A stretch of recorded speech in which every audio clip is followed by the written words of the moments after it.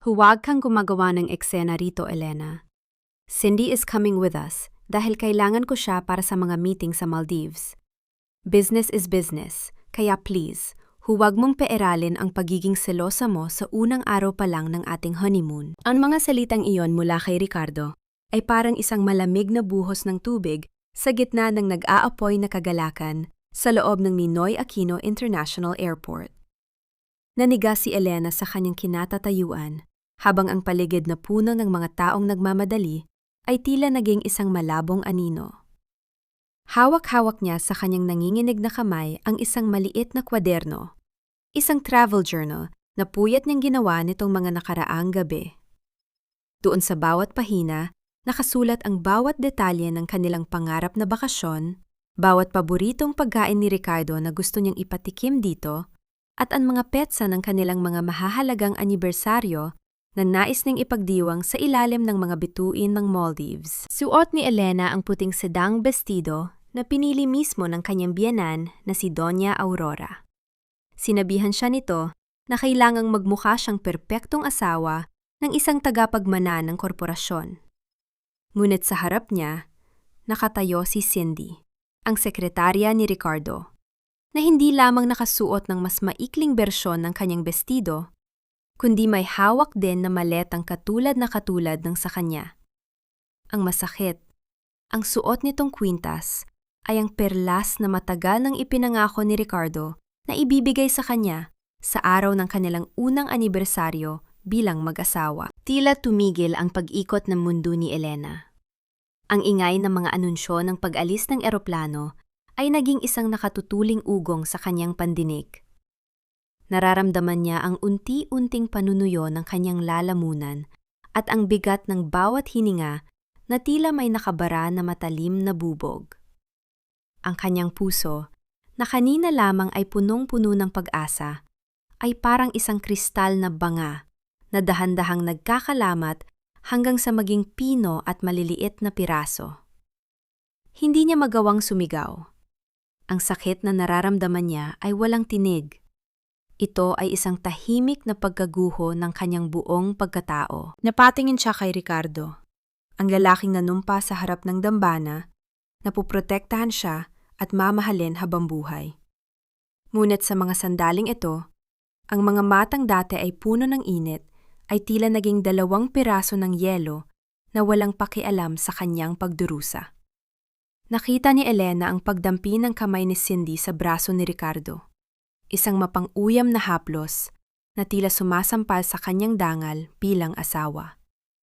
Ang mga pangarap na binuo niya sa loob ng maraming taon ay tila mga usok na tinatangay ng hangin mula sa mga makina ng eroplano sa labas. Sa gitna ng siksikan at abalang terminal, doon sa ilalim ng maliliwanag na ilaw na dati ay sumisimbolo sa kanyang maningning na kinabukasan. Naramdaman ni Elena ang pinakamatinding uri ng pang-ungulila. Siya ay naroroon, katabi ng kanyang asawa. Ngunit pakiramdam niya ay libu-libong milya ang layo nito sa kanya. Ang bawat tibok ng kanyang puso ay tila isang mabigat na hakbang patungo sa isang kawalan na hindi niya alam kung paano takasan. Ito na ba ang sinasabi nilang proteksyon at pag-ibig na kapalit ng aking pagkatao at kalayaan? Hanggang kailan ko ba kailangang lunuin ang ganitong uri ng lason para lamang mapanatili ang imahe ng isang masayang pamilya na matagal ng bulok sa loob? Nakaalis na ang ibang mga pasahero at tanging ang katahimikan na lamang ng kanyang nadurog na puso ang naiwan sa kanyang tabi. Ang travel journal na hawak niya ay dahan-dahang nalaglag mula sa kanyang mga daliri, bumagsak sa malamig na sahig, nakabukas sa pahinang may nakasulat na ang ating unang paglalakbay bilang mag-asawa. Dito ba talaga magsisimula ang lahat? O ito na ang katapusan ng isang maling panaginip na pilit mong pinaniwalaan? Bumalik ka? Akala ko ba isasama ka sa kanila? O baka naman nataahan ka na wala kang silbi sa asawa mo sa labas ng bansang ito? Ang tinig ni Doña Aurora ay umalingaw-ngaw sa malawak at malamig na pasilyo ng mansyon ng mga De Leon. Tila isang latigo na humahagupit sa katahimikan ng bahay. Nakatayo siya sa itaas ng hagdanan, Suot ang kanyang mamahaling seda na pantulog, habang ang kanyang mga mata ay nanunuri at puno ng pangungutya. Hindi sumagot si Elena. Ang bawat hakbang niya, patungo sa kanilang silid ni Ricardo, ay tila paglakad sa ibabaw ng mga nagbabagang uling. Pagpasok niya sa kwarto, ang amoy ng pabango ni Ricardo ay nanatili pa rin sa hangin. Isang amoy na dati ay nagbibigay sa kanya ng kapanatagan. Ngunit ngayon ay nagdudulot lamang ng pagsusuka sa kanyang sikmura. Mabilis niyang binuksan ang aparador at kinuha ang isang lumang maleta na dinala niya noong unang araw niyang tumapak sa bahay na ito. Ano sa tingin mo ang ginagawa mo, Elena? Ang tunog ng pagpihit ng kandado ng pinto ay hudyat ng pagpasok ni Doña Aurora. Marahas nitong itinulak ang pinto at humalukip-kip sa harap ng nag-iimpok na manugang. Huwag mong sabihing maglalayas ka dahil lang sa maliit na bagay na yon. Napakababaw mo talaga. Maliit na bagay? Sa wakas ay nahanap ni Elena ang kanyang tinig, bagaman ito ay garalgal at puno ng pait. Ang ipahiya ako sa airport, ang isama ang kabit niya sa honeymoon namin. Maliit na bagay lang ba yon para sa inyo, Mama? Isang matunog na tawa ang kumawala sa mga labi ni Doña Aurora. Isang tawang walang bahid ng saya, kundi puno ng lason. Don't be so dramatic, Elena. I was the one who booked Cindy's ticket. I instructed her to go. Kailangan ni Ricardo ng isang babaeng makakatulong sa kanya sa negosyo. Hindi ang isang palamuting tulad mo na walang alam, kundi ang magpakitang tao. Utang na loob mo sa amin ang posisyong kinatatayuan mo ngayon. Isang hampas lupa na binihisan at ginawang prinsesa. Do you think you can survive without the De Leon name? Ang mga salitang iyon ay tila mga karayom na tumatarak sa puso ni Elena. Ang bawat tulong na ibinigay ng pamilyang ito ay naging isang kadena na unti-unting sumasakal sa kanyang kalayaan. Ang utang na loob na palaging isinusumbat sa kanya ay naging isang gintong hawla na pilit niyang pinagkakasya ang kanyang sarili. Dahan-dahang binitiwan ni Elena ang hawak na damit. Tumingin siya sa kanyang biyenan nang may bagong uri ng determinasyon. Ang takot na dati ay bumabalot sa kanya ay napalitan ng isang malamig na kapayapaan. Tama kayo. Wala akong alam sa negosyo ninyo. Pero alam ko kung ano ang tama at mali. At ang pananatili sa bahay na ito ay ang pinakamaling desisyon na ginawa ko sa buhay ko. Subukan mong lumabas sa pinto na yan, banta ni Doña Aurora. Ang kanyang boses ay naging mababa at mapanganib. Sisiguraduhin ko na wala kang mapupuntahang trabaho. Ipapa-deactivate ko ang lahat ng credit cards mo. Iiwanan kitang hubad at walang kahit isang kusing. Isang kumpas ko lang, Elena. Mabubura ka sa lipunang ito. Tumalikod si Elena at kinuha ang kanyang simpleng handbag. Iniwan ang lahat ng mamahaling alahas at damit na ibinigay ng mga De Leon. Ang tanging tunog na maririnig sa silid ay ang marahas na paghinga ni Aurora at ang marahang pagbukas ng cabinet kung saan kinuha ni Elena ang kanyang lumang tsinelas. Sa bawat hakban niya palabas ng silid, nararamdaman ni Elena ang pagbagsak ng mga pader ng kanyang dating buhay. Ang marangyang chandelier sa sala ay tila nawalan ng ningning sa kanyang mga mata. Nang hawakan niya ang trangka ng malaking pintong nara, huminto siya sandali. Ang pera ninyo ang nagpatahimik sa akin noon, Mama. Sabi ni Elena nang hindi lumingon. Pero ang dangal ko ang magpapaalis sa akin na yon. Keep your money. It's as fake as your son's promises. Lalabas na sana siya nang biglang tumunog ang telepono sa sala. Ang boses ng katulong na sumagot ay puno ng kaba. Doña Aurora, ang opisina po ni Sir Ricardo. May mga pulis daw po na naghahanap sa kanya tungkol sa mga dokumentong pinirmahan ni Ma'am Elena noong nakaraang buwan. Nanlaki ang mga mata ni Doña Aurora habang si Elena ay napahinto. Ang kanyang kamay ay nanatiling nakahawak sa pinto. Anong mga dokumento? Wala siyang maalalang pinirmahang anuman maliban sa mga papeles ng kasal. Isang malamig na kilabot ang gumapang sa kanyang likuran. Elena, huwag kang aalis, sigaw ni Aurora, na ngayon ay halata na ang takot sa muka. Hindi mo alam kung ano ang pinasok mo. Ano ang totoong dahilan kung bakit siya pinili ni Doña Aurora para kay Ricardo? At anong panganib ang naghihintay sa kanya sa labas ng mansyong ito, na tila mas madilim pa kaysa sa loob? Ang bawat patak ng ulan na bumabagsak mula sa madilim na langit ay tila mga maliliit na karayom na tumutusok sa balat ni Elena. Wala siyang dalang payong, at ang kanyang manipis na bestido ay basang-basa na, dumidikit sa kanyang nanginginig na katawan habang naglalakad siya sa gilid ng kalsada. Ang malalaking gate ng Forbes Park ay malayo na sa kanyang paningin, at kasabay nito ang paglaho ng lahat ng karanyaan na minsan niyang tinawag na tahanan. Ang bawat hagibis ng mga sasakyang dumadaan ay nagwiwisik ng maruming tubig sa kanyang binti, ngunit tila wala na siyang nararamdaman. Ang manhid na puso ay mas masakit pa kaysa sa ginaw na dulot ng gabi. Huminto siya sa harap ng isang makinang na ATM sa kanto. Sa loob ng maliit at maliwanag na cubicle, nanginginig ang kanyang mga daliri habang ipinapasok ang card na ibinigay sa kanya ni Ricardo noong nakaraang buwan. Invalid PIN, ang unang lumabas. Sinubukan niya ang isa pang card, ang kanyang personal na savings account na bago pa man siya ikasal. Ang mensaheng lumitaw sa screen ay tila isang hatol ng kamatayan. Account frozen. Please contact your branch. Napasandal si Elena sa malamig na pader ng ATM booth. Ang baw sa labas ay walang-wala kumpara sa baw ng kawalang pag-asa na humahampas sa kanyang dibdib. Totoo nga ang banta ni Doña Aurora.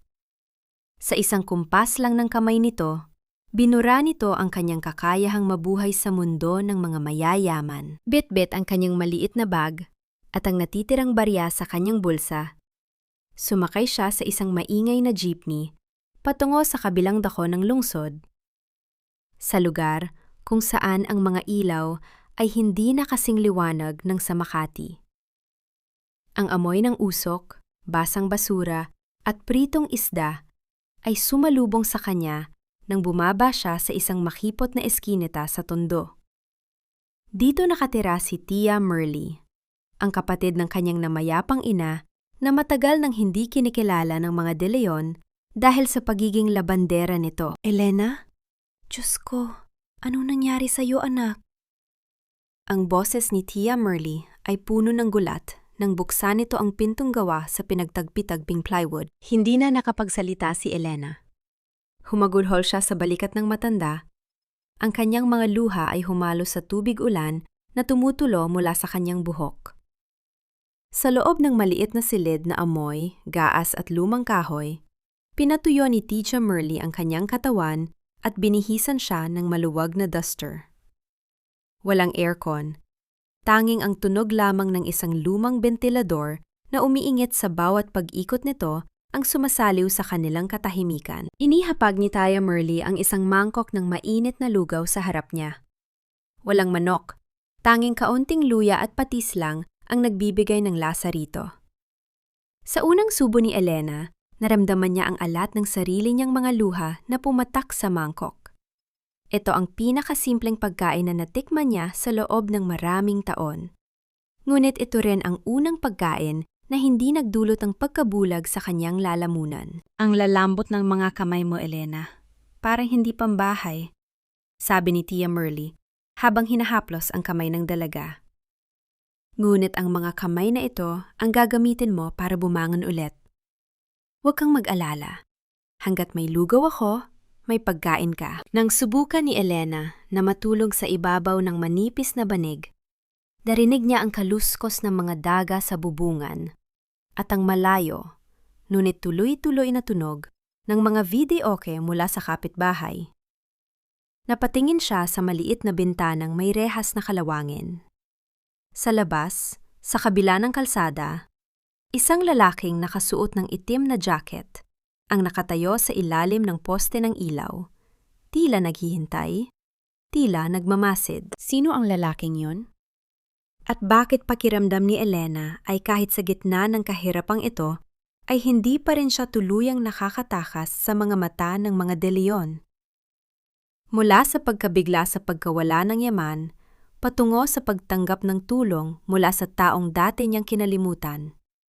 Ang pagsisimula ng pisikal na hirap. Ang sandaling hinaplos ni Tia Merly ang mga malambot na kamay ni Elena na nagpapaalala sa kanya na ang kanyang pagkatao ay higit pa sa kanyang panlabas na anyo. Ang misteryosong lalaking nakamanman sa labas ng bahay ni Tia Merly. Isang malakas na katok ang gumising sa katahimikan ng gabi, ngunit hindi ito katok ng isang kaibigan. Ang tinig sa labas ay pamilyar. Isang tinig na nagpapatigil sa tibok ng puso ni Elena. Ang bawat ugong ng mga makina sa loob ng pabrika ng garments ay tila isang mabigat na martilyo na pumupukpok sa pagkatao ni Elena. Ang hangin ay punong-puno ng mga maliliit na himaymay ng tela na tila sumasakal sa kanyang bawat hininga, malayo sa mabangong aircon at sariwang bulaklak na dati ay nakapaligid sa kanya. Ang kanyang mga daliri, na tanging mga mamahaling alahas at malambot na seda lamang ang hinahawakan noon, ay puno na ngayon ng maliliit na sugat mula sa mga tusok ng karayom at gasgas ng magaspang na sinulid. Hoy yung baguhan sa Line 4! Kung hindi mo bibilisan yan, baka pati ang kakarampot na sweldo mo ay mabawasan pa dahil sa bagal mo. Hindi ito isang bakasyon sa probinsya, kaya igalaw mo ang mga kamay mo. Ang sigaw ni Aling Marites, ang supervisor na may matalas na dila at palaging nakakunot ang no, ay umalingaw sa buong silid. Ramdam ni Elena ang mga mapanghusgang tingin ng kanyang mga kasamahan. Para sa kanila, isa lamang siyang tisay na napapadpad sa hirap. Isang babaeng mukhang hindi tatagal ng isang araw sa init at pagod ng produksyon. Ngunit sa halip na sumagot o umiyak, mas lalo pang hinawakan ni Elena ang tela. Ang bawat tahi ng makina ay tila isang hakbang palayo sa nakaraan. Isang paraan upang burahin ang bawat bakas ng pamilyang De Leon sa kanyang sistema. Hindi siya kailangang maging palamuti lamang. Kaya niyang lumaban gamit ang sarili niyang mga kamay. Nang sumapit ang hapon, bitbit ang kanyang unang sahod, nakakarampot lamang kumpara sa isang tanghalian niya noon sa Makati, dumaan si Elena sa palengke upang bumili ng mga sangka para sa hapunan. Sa loob ng maliit at mausok na kusina ni Tia Merly, hinanda niya ang mga gulay para sa sinigang na baboy. Habang hinihiwa niya ang labanos at sinisiguro ang tamang asim ng sabaw, tila bumalik sa kanyang alaala ang imahe ng kanyang ina na matagal nang pumanaw. Ang amoy ng kumukulong sampalok ay nagbigay sa kanya ng init na matagal na niyang hinahanap. Isang init na hindi kayang ibigay ng kahit anong yaman ni Ricardo. Sa bawat subo ng mainit na sabaw kasama si Tia Merly, naramdaman ni Elena ang pagbabalik ng kanyang lakas. Ang asim ng sinigang ay tila gamot na humuhugas sa pait ng airport at sa lason ng mga salita ni Doña Aurora. Ito ang unang pagkakataon na kumain siya ng may tunay na kapayapaan, malayo sa mapanuring mata ng mga taong tanging dangal at pera lamang ang pinahahalagahan. Samantala, sa loob ng malawak at tahimik na opisina ng korporasyon, nakatitig si Ricardo sa isang piraso ng papel na nakuha niya mula sa kanilang travel agent. Isang dokumento ang nagpapatunay na ang ticket ni Cindy ay naibok na bago pa man mangyari ang sinasabing emergency sa Maldives. Ang bawat salita sa papel na yon ay tila isang sampal sa kanyang muka. Napagtanto niya na ang lahat ay isang malaking palabas na orchestrated ng kanyang sariling ina, at siya ay naging isang bulag na tagasunod sa isang kasinungalingan na sumira sa kanyang asawa. Ricardo, bakit hindi ka pa umuwi? Hinihintay ka na ni Cindy para sa hapunan. Nagluto siya ng paborito mong steak. Tawag ni Doña Aurora sa telpono. Ang boses ay puno ng pagkukunyari at autoridad. Hindi ako gutom, Mama. At sabihin mo kay Cindy, huwag na niyang sayangin ang oras niya. Malamig na sagot ni Ricardo bago ibagsak ang telepono. Kinuha niya ang kanyang jacket at lumabas ng gusali. Dala ang bigat ng pagsisisi na unti-unting lumalamon sa kanyang kaluluwa. Balik sa tondo, matapos ang hapunan, tumulong si Elena sa pagliligpit ng mga gamit nang biglang tumunog ang isang lumang telepono sa gilid ng pabrika, kung saan siya pansamantalang nananatili para sa dagdag na oras. Ang matunog na huni nito ay tila isang babala sa gitna ng katahimikan ng gabi. Hello? Maari bang makausap si Elena? Isang boses ng isang matandang lalaki ang narinig niya sa kabilang linya. Isang boses na tila nanggaling sa hukay, puno ng kaba at seryoso. Sabihin ninyo sa kanya, huwag siyang masyadong magtitiwala sa mga De Leon. Ang nangyari sa kanyang ama, hindi yon isang aksidente lamang. May kinalaman si Doña Aurora sa lahat. Nabitawan ni Elena ang hawak na baso at ang tunog ng paggabasag nito sa semento ay tila hudyat ng pagbubukas ng isang bagong baw na mas malakas at mas mapanganib kaysa sa kanyang pinagdaraanan. Ang ingay ng palengke sa Divisoria ay tila isang malakas na agos ng ilog na pilit nilalabanan ni Elena. Bit-bit ang dalawang mabigat na supot ng mga sariwang gulay at rekado para sa karinderiya ni Tia Merly. Maingat siyang humahakbang sa gitna ng maputik na kalsada. Ang kanyang simpleng kamiseta ay basa na ng pawis, at ang kanyang buhok ay nakatali ng mahigpit, malayo sa ayos ng isang donya na dati ay palaging may tagasunod. Ngunit sa kabila ng pagod, may kakaibang liwanag sa kanyang mga mata. Isang liwanag na hindi nanggagaling sa mga alahas, kundi sa dangal ng pagtatrabaho. Isang makintab at itim na SUV ang biglang huminto sa kanyang tapat, dahilan upang tumalsik ang maruming tubig sa kanyang binti. Mula sa loob ng sasakyan, bumaba ang isang lalaking tila hindi nababagay sa magulo at mabahong paligid. Si Ricardo. Suot pa rin nito ang kanyang mamahaling suit, ngunit ang kanyang muka ay halatang puyat at puno ng pagkabalisa. Elena? Ang tinig ni Ricardo ay gumaralgal nang makita ang kalagayan ng asawa. Diyos ko, Elena, anong ginagawa mo sa sarili mo? Bakit ka nagtitiyaga sa ganitong lugar? Tingnan mo ang mga kamay mo, ang dumi ng paligid mo. Tumingin si Elena sa kanyang mga kamay na may bahid ng lupa mula sa mga biniling luya at sile. Pagkatapos, tiningnan niya ng diretso si Ricardo. Ang dumi ng paligid ay nahuhugasan, Ricardo. Pero ang dumi ng budi, kahit anong mamahaling pabango, ay hindi kayang itago. Elena, please, let's talk properly. Umuwi ka na. I'll settle everything with Mama. Magbabakasyon tayo, kahit saan mo gusto. Tayo lang dalawa. I'll make it up to you. Mabilis na sabi ni Ricardo, habang pilit na kinukuha ang mga supot na hawak ni Elena. Naglabas siya ng makapal na bandol ng pera mula sa kanyang pitaka. Take this. Huwag mo nang pahirapan ang sarili mo rito. Ang tingin ni Elena sa pera ay puno ng pait. Sa isang mabilis na pagkilos, binitiwan niya ang isa niyang hawak at ang tunog ng palad niya na dumapo sa pisingi ni Ricardo ay umalingaw-naw sa gitna ng ingay ng palengke. Ang lahat ng tao sa paligid ay tila tumigil sa paghinga. Ang mapulang marka sa mukha ni Ricardo ay hindi lamang simbolo ng sakit, kundi simbolo ng pagputol ni Elena sa huling tali ng kanyang pagiging sunod-sunuran. Akala mo ba lahat ng bagay ay nadadaan sa pera? Akala mo ba ang sakit na idinulot ninyo ni Cindy ay mababayaran ng isang bundle ng papel? Ang boses ni Elena ay mababa, ngunit puno ng otoridad. Ang Elena na kilala mo ay namatay na sa airport. Ang babaeng nasa harap mo ngayon ay hindi na muling magpapabulag sa iyo. Mula sa hindi kalayuan, sa loob ng isa pang sasakyan, nakamasid si Cindy. Ang kanyang mga kuko ay nakabaon sa leather na upuan habang nakikita ang eksena. Ang takot na baka tuluyang mawala sa kanya si Ricardo at ang kayamanan ng mga De Leon ay nagtulak sa kanya na kumilos. Lumabas siya ng sasakyan at mabilis na lumapit sa dalawa. Ang kanyang muka ay nag-iba mula sa pagiging matapang patungo sa pagkukunyari ng isang biktima. Ricardo, huwag mo siyang pilitin kung ayaw niya.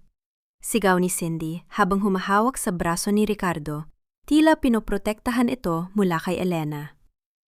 Tumingin siya kay Elena nang may mapang-uyam ng ngiti sa likod ng kanyang mga mata. Elena, sapat na ang eksenang ito. Masama sa kalagayan ko ang ma-stress. Hinarap ni Elena ang dalawa nang walang bakas ng selos, tanging purong pagkasuklam lamang. Bagay kayo, isang lalaking walang paninindigan at isang babaeng walang kahihiyan. Tatalikod na sana si Elena nang marinig ang huling hirit ni Cindy.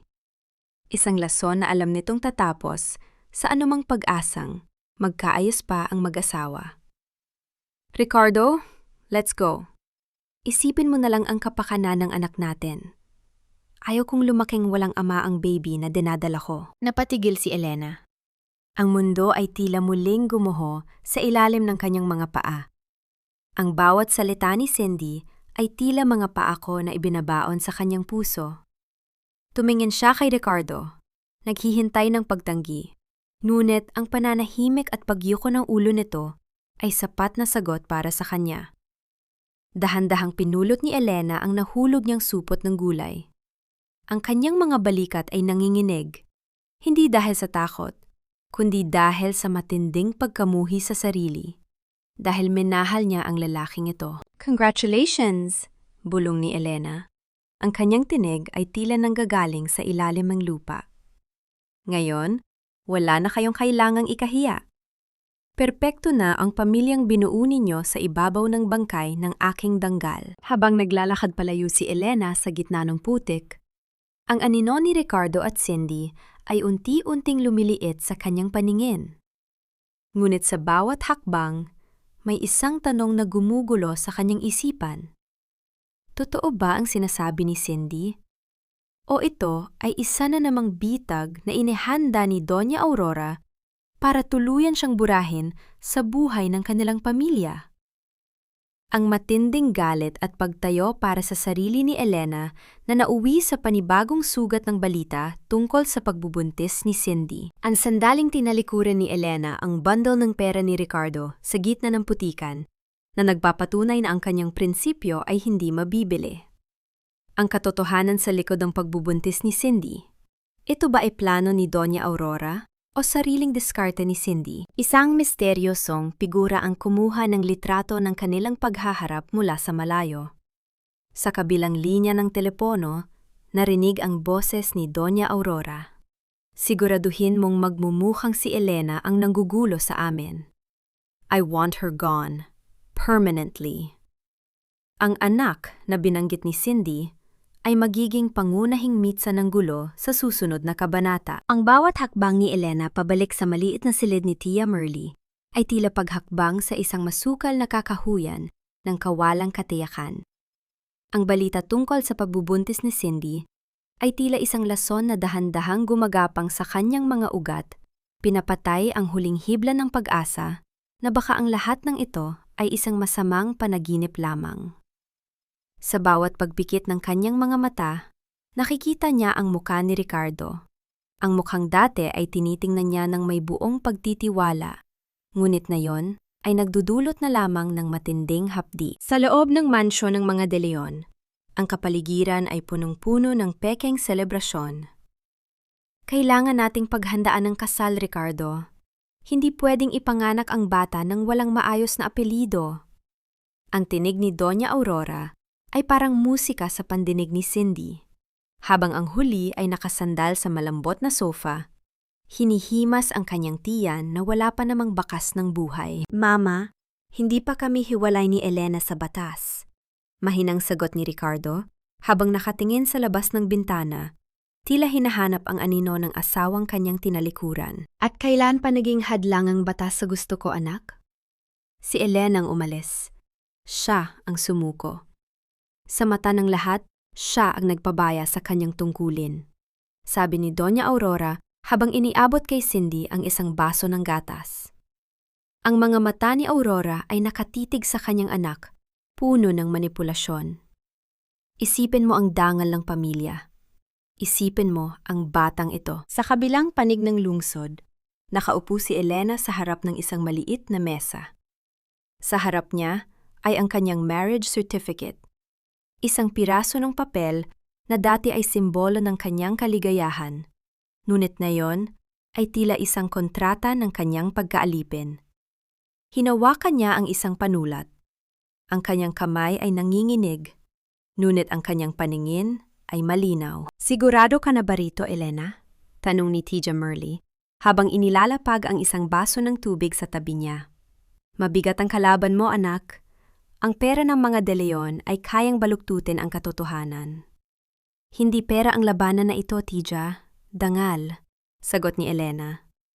Hinding-hindi ko papayagan na gamitin nila ang pangalan ko para pagtakpan ang kanilang mga kasinungalingan.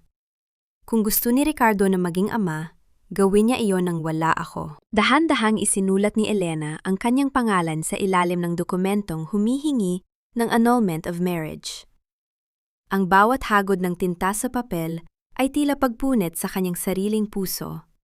Ngunit kasabay nito, ang pakiramdam ng isang mabigat na pasanin na unti-unting umaalis sa kanyang mga balikat. Habang naglalakad siya patungo sa munisipyo, kinabukasan, dumaan siya sa isang simbahan. Pumasok siya at lumuhod, hindi para humingi na bumalik si Ricardo, kundi para humingi ng lakas na huwag nang lumingon pa. Sa kanyang paglabas, isang pamilyar na boses ang tumawag sa kanya. Isang lalaking nakasuot ng puting Amerikana, si Dr. Arnaldo. Ang dating family doktor ng mga De Leon. Elena, mabuti at nakita kita. Bulong lang doktor. Ang kanyang mga mata ay balisa at patingin-tingin sa paligid.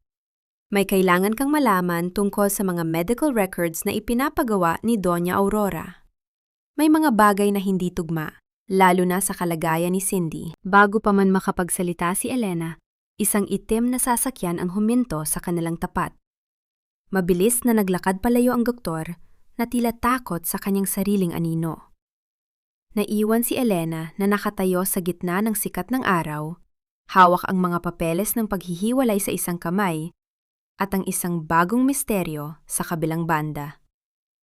Ang matinding dusa sa pagtanggap ng katotohanan na nauwi sa isang matapang na desisyon.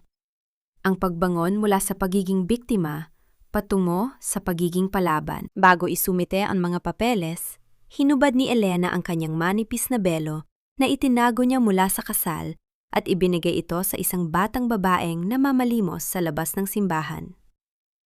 Para sa iyong kinabukasan, huwag mong hahayaang italikan ito sa maling tao, bulong niya. Ano ang hindi tugma sa medical records ni Cindy? Bakit takot ang doktor na magsalita ng direkta? Pagdating ni Elena sa opisina ng abogado, isang sobre ang naghihintay sa kanya. Sa loob nito ay ang mga litrato niya sa palengke kasama si Ricardo.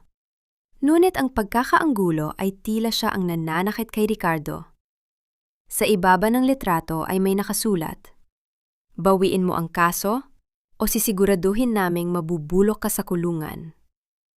Ang pagbanggit sa medical records ni Dr. Arnaldo ang magiging susi ni Elena sa pagtuklas ng katotohanan sa mga susunod na kabanata. Hindi lahat ng sugat ay kailangan tahiin ng sinulid. Minsan, ang mga talulot ng bulaklak at ang init ng sikat ng araw ay sapat na upang maghilom ang pusong winasak ng pagtataksil. Ang kalsada sa tapat ng isang lumang simbahan sa Quiapo ay punong-puno ng ingay at gulo. Ngunit para kay Elena, ito ang kanyang naging kanlungan. Sa isang maliit na sulok, itinayo niya ang isang silya at isang munting lamesa na puno ng mga sariwang bulaklak, mga rosas, patay sinde, at ang kanyang paborito, ang mga mirasol. Ang kanyang mga kamay ay hindi na amoy mamahaling losyon. Ngayon, ang mga ito ay may bahid ng lupa at amoy ng sariwang tangkay. Sa bawat pag-aayos niya ng mga taling bulaklak, tila dahan-dahang na ibabalik ang mga pira-pirasang bahagi ng kanyang sarili na nawala sa piling ni Ricardo. "Magkakano po ang isang bundle ng sunflowers, miss?" Tanong ng isang lalaki. Napatingala si Elena at natigilan. Ang lalaking nasa harap niya ay matangkad, may maamong mukha at nakasuot ng simpleng polo. Si Gabriel. Ang kanyang kababata at ang lalaking dati ay lihim na humahanga sa kanya bago siya niligawan ni Ricardo. "Gabriel, anong ginagawa mo rito?" Gulat na tanong ni Elena habang mabilis na pinupunasan ang kanyang mga kamay sa kanyang apron. "Balita ko ay nagtayo ka ng negosyo rito." "Hindi ako naniwala noong una. Pero heto ka, mas maliwanag pa sa mga panindang bulaklak mo. Nakangiting sagot ni Gabriel. Ngunit ang kanyang mga mata ay nagpapakita ng labis na pag-aalala. Balita ko rin ang nangyari sa inyo ni Ricardo. Elena, hindi mo deserve ang mabuhay ng ganito kahirap. Hindi ito hirap, Gabriel. Ito ay kapayapaan. Sagot ni Elena nang may paninindigan. Dito, walang nagsisinungaling sa akin. Walang nagdidikta kung sino ako dapat. Habang masayin nag-uusap ang dalawa, hindi nila napansin ang isang itim na sasakyan na kanina pa nakaparada sa di kalayuan. Sa loob nito, nakamasid ang isa sa mga tauhan ni Doña Aurora, bitbit ang isang kamera na kumuha ng bawat ngiti at tawa ni Elena kasama si Gabriel. Samantala, sa loob ng malawak na silid-kainan ng mga De Leon, nakatitig si Ricardo kay Cindy. Pinagmamasdan niya kung paano kumain ng babae. Walang bahid ng morning sickness, walang pagbabago sa kanyang kilos, at tila palaging balisa tuwing may tumatawag sa kanyang telpono. Isang gabi, pumasok si Ricardo sa kwarto at nakitang mabilis na itinago ni Cindy ang isang bote ng gamot sa ilalim ng unan. Ano yon, Cindy? Malamig na tanong ni Ricardo. Wala, Ricardo. Vitamins lang ito para sa baby. Mabilis na sagot ni Cindy. Ang kanyang boses ay nanginghinig ng kaunti. Hindi kumibo si Ricardo. Ngunit ang binhi ng pagdududa ay tuluyan ang nag-ugat sa kanyang isipan. Ang bawat salita ni Dr. Arnaldo at ang bawat kilos ni Cindy ay nagsisimulang bumuo ng isang madilim na larawan sa kanyang alaala. Bumalik ang eksena sa munting pwesto ni Elena. Nang matapos ang araw, tiningnan niya ang kanyang mga kinita. Hindi ito milyon, pero ito ang unang perang kinita niya mula sa sarili niyang pawis. Kumuha siya ng 3 mirasol at maingat na inayos ang mga ito sa isang platera sa tabi ng kanyang banig. Ang unti-unting pagbangon at paghahanap ng ligaya sa maliliit na bagay. Ang pag-usbong ng pag-asa sa muling pagkikita nila ni Gabriel. Kaakibat ang lumalalang hinala ni Ricardo sa loob ng kanyang bahay. Sa gitna ng pagod, kinuha ni Elena ang isang piraso ng mirasol at inilagay ito sa kanyang buhok. Tinitigan ang kanyang sarili sa maliit na salamin at binulungan ang sarili. Ngayon, namumukadkad ka na para sa iyong sarili. Hindi para sa kanila. Bakit tila alam ni Gabriel ang bawat detalye ng nangyari sa pamilya De Leon? Meron ba siyang itinatagong koneksyon sa nakaraan ni Doña Aurora? Habang natutulog si Elena sa gabi, isang kakaibang amoy ng usok ang gumising sa kanya. Ang init ay mabilis na lumalaganap mula sa kanyang pwesto ng mga bulaklak. Ang mga talulot na dati ay makulay, ay unti-unti nang nilalamon ng mapulang apoy, at sa labas, narinig niya ang mabilis na pag-alis ng isang sasakyan. Ang pagkasunog ng sapa ni Elena ang magiging hudyat ng muling pakikialam ni Ricardo sa kanyang buhay sa susunod na kabanata. Ang abo ng mga natupok na bulaklak ay dahan-dahang tinatangay ng hangin, tila mga itim na nyebe na bumabalot sa paanan ni Elena. Ang amoy ng sunog na kahoy at ang pait ng usok ay pumasok sa kanyang lalamunan, ngunit wala nang luhang lumabas sa kanyang mga mata. Nakatayo siya sa gitna ng kalsada, pinagmamasdan ang kanyang munting pangarap na naging uling sa loob lamang ng isang gabi. Ang bawat piraso ng nasunog na mirasol ay tila nagpapaalala sa kanya na sa mundo ng mga De Leon, walang puwang ang isang rosas na nagnanais mabuhay ng malaya. Elena, halika na. Hindi ligtas na manatili ka rito. Mahinang sabi ni Gabriel habang inilalagay ang kanyang jacket sa mga balikat ng dalaga. Hahanap tayo ng paraan. Hindi ka nila tuluyang mapapabagsak. Hindi kumibo si Elena. Ang kanyang paningin ay nakapako sa isang piraso ng tilang itim na nakasabit sa isang bakal na hindi tuluyang natupo. Isang tila na pamilyar sa kanya. Isang tila na bahagi ng uniforme ng mga driver sa mansyon. Samantala, sa loob ng tahimik at marangyang library ng mga De Leon, nakaupo si Ricardo sa harap ng malaking mesa ng kanyang ama. Ang tanging liwanag ay nanggagaling sa isang maliit na lampshade. Sa kanyang kamay ay isang asul na folder na nakuha niya mula sa secret compartment ng safe ni Doña Aurora. Ang kanyang puso ay tumitibok ng mabilis. Bawat pagbaliktad ng pahina ay tila isang hampas ng katotohanan sa kanyang mukha. Hindi lamang tungkol sa pag-ibig o pagpili ng tamang asawa ang dahilan kung bakit ipinilit ni Aurora si Elena para sa kanya. Ang mga dokumento sa loob ng folder ay nagpapatunay na ang lupain sa Batangas na ipinamana ng ama ni Elena ay nasa gitna ng isang malaking proyektong pang-imprastruktura ng gobyerno. Milyon-milyong piso ang halaga nito, at ang tanging paraan para makuha ng mga De Leon ang kontrol sa lupang iyon ay sa pamamagitan ng kasal. Anong ginagawa mo rito, Ricardo? Ang boses ni Doña Aurora ay bumasag sa katahimikan. Nakatayo siya sa pinto, ang kanyang muka ay tila isang maskara ng perpektong awtoridad, ngunit ang kanyang mga mata ay nanlilisik nang makita ang asul na folder. Bakit, Mama? Bakit si Elena? Nanginginig ang boses ni Ricardo habang itinaas ang mga dokumento. Ginamit mo ba ako? Ginamit mo ba ang kasal namin para lang sa lupang ito? At si Cindy, kasama ba siya sa plano mo para masigurong susunod ako sa bawat kumpas mo? Isang malamig na tawa ang kumawala sa mga labi ni Aurora. Lumapit siya at kinuha ang folder mula sa kamay ng anak. Ginawa ko ito para sa'yo, para sa kumpanya. Elena is a weakling. Wala siyang alam sa halaga ng hawak niya. Mas mabuting mapunta yon sa atin kaysa mabulok lang sa kamay ng isang babaeng walang ambisyon. At ang sunog sa Quiapo? Ikaw din bang may gawa niyon? Sigaw ni Ricardo. Ang kanyang galit ay hindi na mapigilan. I am just cleaning up the mess, Ricardo. Kailangang matanto ni Elena na wala siyang puwang sa labas. Kung gusto niyang mabuhay, kailangan niyang bumalik sa ilalim ng kontrol natin. Sagot ni Aurora nang walang bakas ng pagsisisi. Sa dilim ng pasilyo, nakikinig si Cindy. Ang kanyang mga kamay ay nakakuyom. Napagtanto niya na sa oras na makuha ni Aurora ang gusto nito, siya rin ay itatapon na parang basahan. Ang kanyang pagbubuntis, na isang malaking kasinungalingan, ay tila isang mitsa na malapit ng sumabog. Hindi na nag-isip pa si Ricardo. Kinuha niya ang kanyang susi at mabilis na lumabas ng mansyon. Ang ulan ay nagsisimulang pumatak ng malakas, tila nakikiramay sa baw na namumuo sa kanyang dibdib. Habang mabilis na nagmamaneho patungo sa tondo, isa lamang ang nasa isip niya.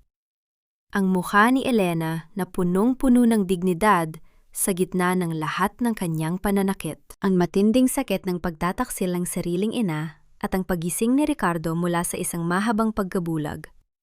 Ang desperasyon ni Elena na makitang muli ang kanyang mga pangarap na naglaho sa apoy.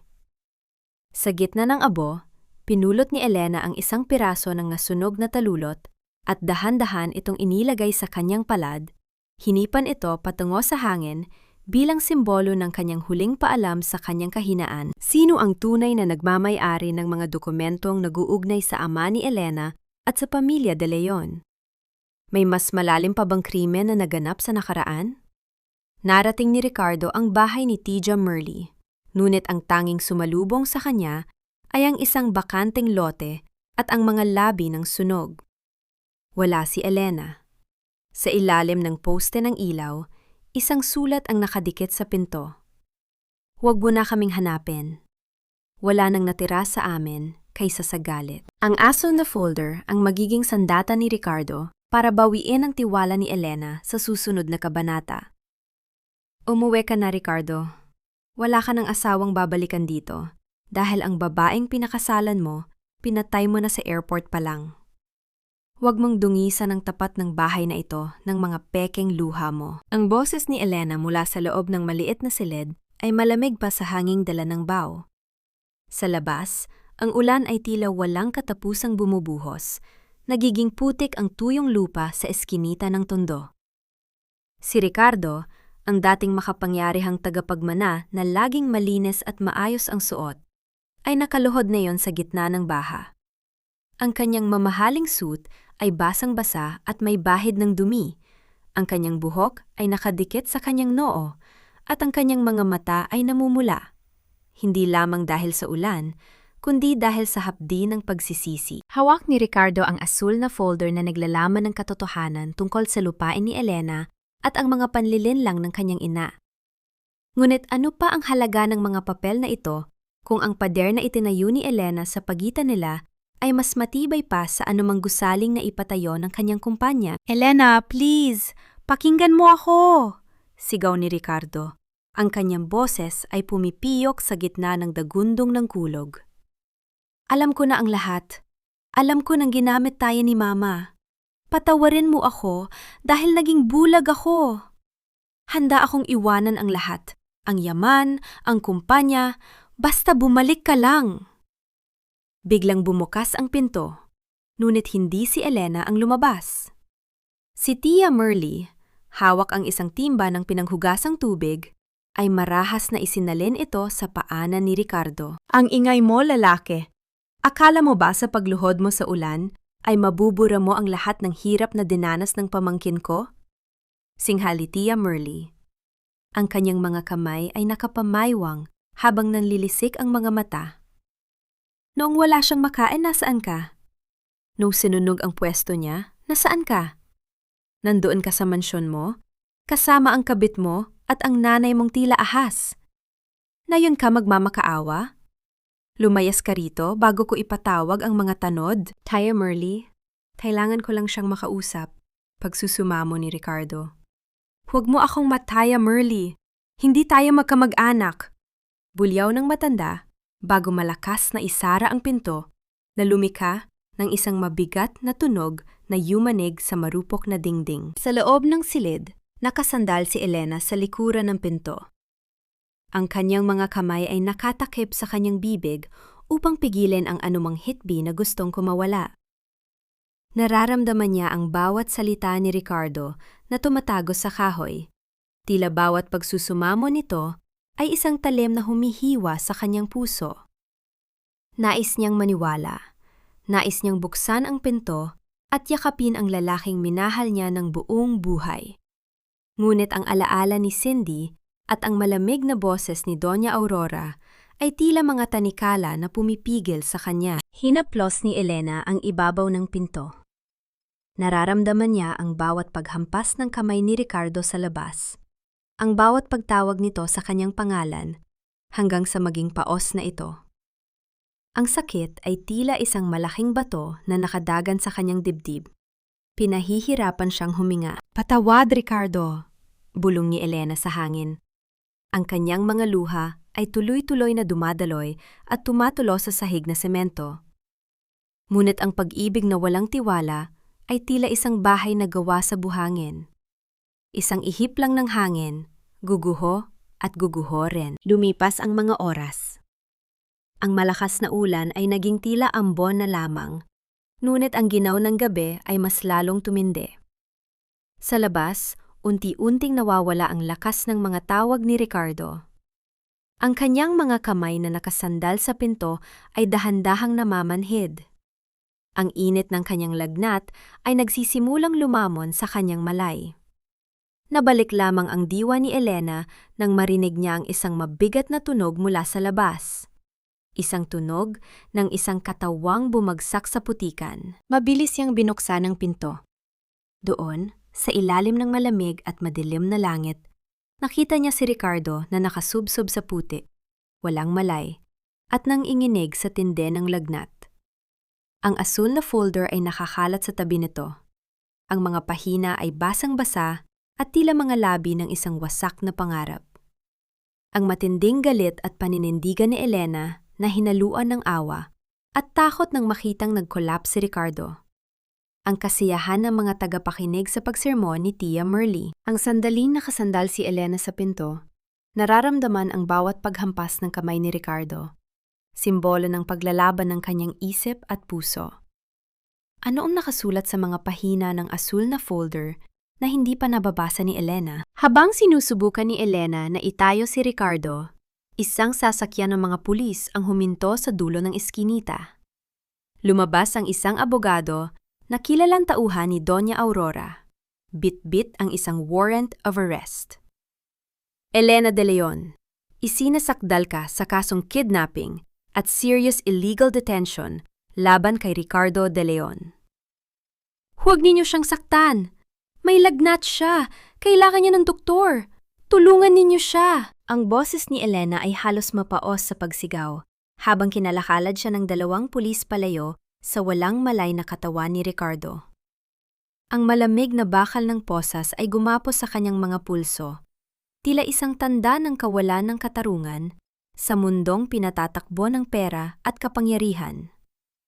Sa likod ng mga pulis, nakatayo ang abogado ni Doña Aurora na may malamig na ngiti sa mga labi habang pinapanood ang pagguho ng mundo ni Elena. Habang si Elena ay idiniditine, dinala si Ricardo sa isang pribadong ospital. Doon, sa loob ng malawak at tahimik na silid, dumating si Cindy na tila isang anghel na nagdadalamhati.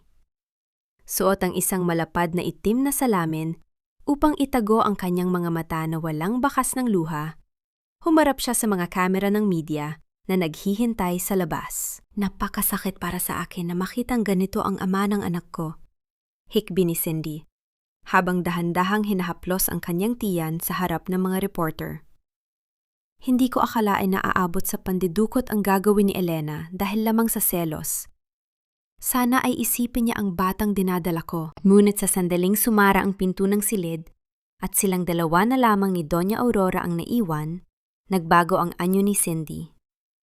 Ang bawat hikbi ay napalitan ng isang mapang-uyam na tingin.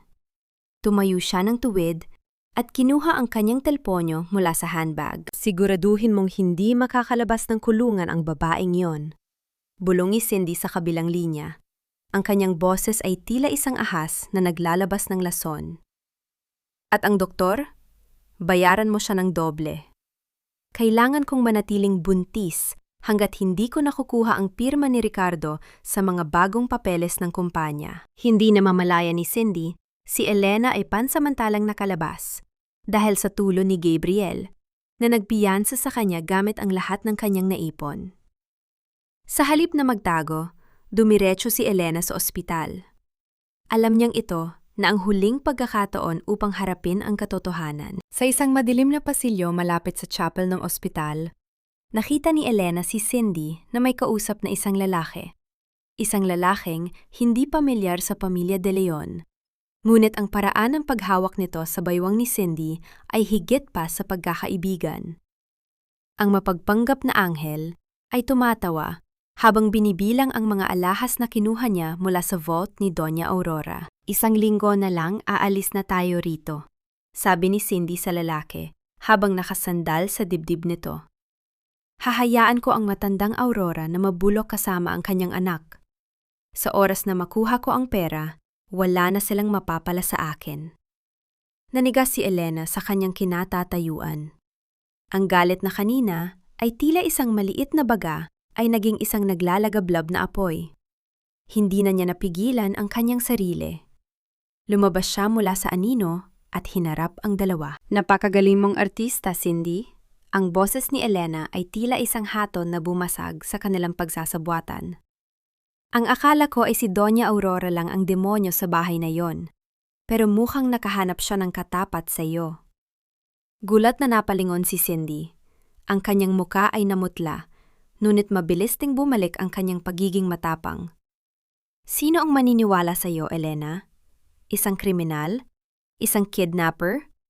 Sa tingin mo ba ay pakikinggan ka ni Ricardo? Hindi kailangang maniwala ni Ricardo sa akin, sagot ni Elena, habang itinaas ang kanyang telpono na nakarecord ang buong pag-uusap. Dahil ang sarili mong boses ang maglalaglag sa iyo. Mula sa matinding kawalan ng katarungan sa kulungan, patungo sa isang matapang na paghaharap. Ang pagkasuklam ng mga tagapakinig sa katraidura ni Cindy sa sarili niyang kampo. Bago harapin si Cindy, tiningnan ni Elena ang kanyang mga kamay na may sugat pa mula sa pabrika. Hinaplos niya ang mga ito at sinabi sa sarili, "Ang mga sugat na ito ang magbibigay sa akin ng lakas na tapusin ang kasinungalingang ito." Sino ang lalaking kasama ni Cindy? Siya ba ang tunay na ama ng batang sinasabi niyang dinadala niya? Habang nagkakagulo ang dalawa, bumukas ang pinto sa dulo ng pasilyo. Nakatayo roon si Doña Aurora na kanina pa nakikinig sa likod ng pader. Hawak niya ang kanyang dibdib habang ang kanyang muka ay naging kasing puti ng papel. Ikaw? Ninanakawan mo ako? Bulong ng matanda. Ang ahas na inalagaan ko para tuklawin ng iba, ako pala ang uubusin. Akala ko ay hawak ko ang tadhana ng lahat, ngunit ang sarili ko palang kamatayan ang dahan-dahan kong itinatayo. Ang tinig ni Doña Aurora ay tila isang hungkag na alingaw-gaw sa loob ng malamig na pasilyo ng ospital. Ang kanyang mga kamay, na dati ay may ginto at kapangyarihan sa bawat kumpas, ay nanginginig na ngayon habang nakaturo kay Cindy. Ang tunog ng nabasag na mamahaling vase sa gilid ng mesa ay pumunit sa katahimikan. Ang mga pira-pirasong kristal ay kumalat sa sahig na tila mga labi ng dangal ng mga de Leon. Doña Aurora, makinig kayo. Hindi yon ang ibig kong sabihin. Nililin lang kayo ni Elena. Hysterical na sigaw ni Cindy habang pilit na lumalapit sa matanda. Ngunit sa bawat hakbang niya, ang kanyang maskara ng pagiging biktima ay tuluyan ng natutuklap. Ang lalaking kasama niya ay mabilis nang tumakas sa kabilang pinto nang marinig ang kaguluhan. Iniwan si Cindy na mag-isang haharap sa bao. Sapat na, Cindy. Ang boses ni Elena ay pumasok sa eksena nang may kakaibang kapayapaan at lakas. Hindi na siya ang babaeng nakayuko at umiiyak sa airport. Nakatayo siya ng tuwid. Ang kanyang mga mata ay tila dalawang malinaw na sapa na hindi na natitinag ng anumang dumi. Lumapit siya sa gitna ng silid at inilapag ang asul na folder sa ibabaw ng lamesa. Ang folder na naglalaman ng lahat ng ebidensya ng panloloko ni Cindy at ang mga dokumento ng lupain na pilit na kinakamkam ni Aurora. Narito ang lahat, panimula ni Elena, habang nakatingin ng diretso sa kanyang biyenan. Ang mga peking medical records ni Cindy, ang mga transaksyon niya sa lalaking kasama niya kanina, at ang patunay na ang batang sinasabi niyang dinadala niya ay isang malaking kasinungalingan para lamang makuha ang iyong tiwala at yaman. Kasabay ng mga salitang iyon ay ang marahang pagbukas ng pinto ng kabilang silid. Doon, nakatayo si Ricardo, nakasandal sa hamba ng pinto habang suot ang puting gown ng pasyente. Maputla pa rin ang kanyang mukha, ngunit ang kanyang mga mata ay gising na sa katotohanan. Naririnig niya ang lahat. Ang bawat salitang lumabas sa bibig ni Elena ay tila isang malakas na hampas na gumigising sa kanyang natutulog na budhi. Mama, tama na, mahinang sabi ni Ricardo. Ngunit ang bawat salita ay may bigat na tila isang bundok. Huwag na nating dagdagan ang mga kasalanan natin kay Elena. Sa paghahanap ninyo ng yaman, nawalan tayo ng pamilya. Marahas na kinuha ni Cindy ang folder at sinubukang punitin ang mga papel sa loob. Ngunit huli na ang lahat. Ang tunog ng mga yabag ng sapatos sa labas ng pasilyo ay dahan-dahang lumalapit, isang mabigat at disiplinadong tunog. Pagbukas ng pinto, ang mga unipormadong pulis ay pumasok, kasama ang abogado ni Gabriel. Doña Aurora de Leon at Cindy Valderrama, isinasakdal kayo sa kasong falsification of public documents, conspiracy to commit fraud, at illegal detention laban kay Elena de Leon, deklara ng opisyal. Sa gitna ng tensyon, biglang napahawak si Aurora sa kanyang dibdib. Ang kanyang paghinga ay naging mabilis at tila kinakapos ng hangin. Dahan-dahan siyang napaupo sa sofa, ang kanyang muka ay naging kasing puti ng pader. Ang puso ko, Ricardo, tulungan mo ako. Bulong niya ng may pait, isang huling pagtatangka na makuha ang simpatya ng kanyang anak. Ngunit sa pagkakataong ito, hindi lumapit si Ricardo para yakapin siya. Nanatili siyang nakatayo sa tabi ni Elena. Nakita ni Aurora sa mga mata ng kanyang anak ang isang bagay na mas masakit pa sa pagkabilanggo. Ang kawalan ng tiwala. Ang matinding kasiyahan sa pagkakalaglag ng mga kontrabida, ang pait ng pagtanggap ni Aurora na siya mismo ang nagpasok ng kaaway sa kanyang bahay, ang pagkakaisa ni Elena at Ricardo laban sa kasinungalingan. Ang sandaling nem ni Elena ang folder sa harap ni Aurora, hindi nang may galit, kundi nang may dignidad, na nagpapakita na ang katotohanan ay hindi kailangang isigaw para maging makapangyarihan. Habang dinadala si Aurora, bumulong siya kay Ricardo. Hindi ko ginawa ito para sa lupa lang.